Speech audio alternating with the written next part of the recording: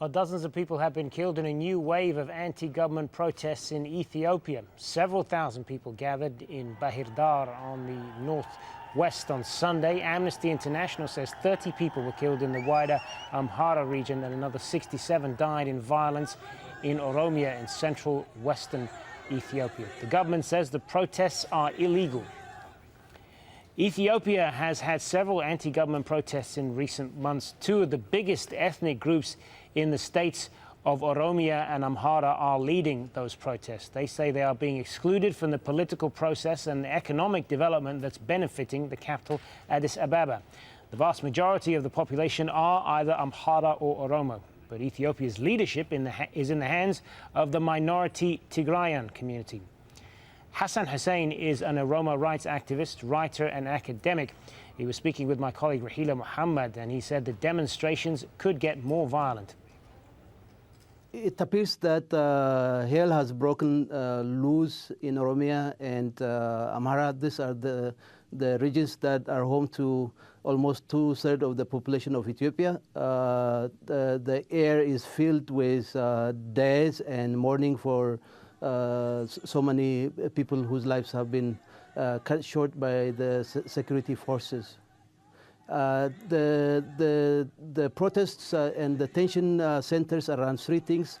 Number one, people are looking forward to see that the government put its promise of self-government into practice. Second, the people are looking for an end to Tigrayan domination of the political and economic life of the country.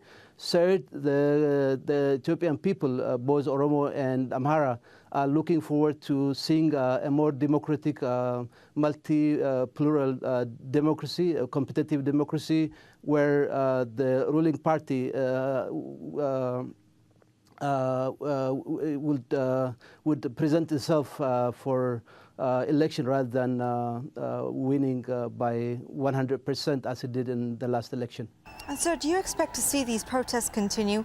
And also, what has been the government response so far? The protests are going to be continuing. I think the situation is going to be bad. It's going to be bloody. I am afraid things may turn out the way of Syria. There are some parallels with Syria because the ruling party is dominated by a small minority group that makes up only 6% of the country's population. It dominates the military. The top rise of the military is 99% Tigrayan. The security services are totally dominated by the Tigrayans.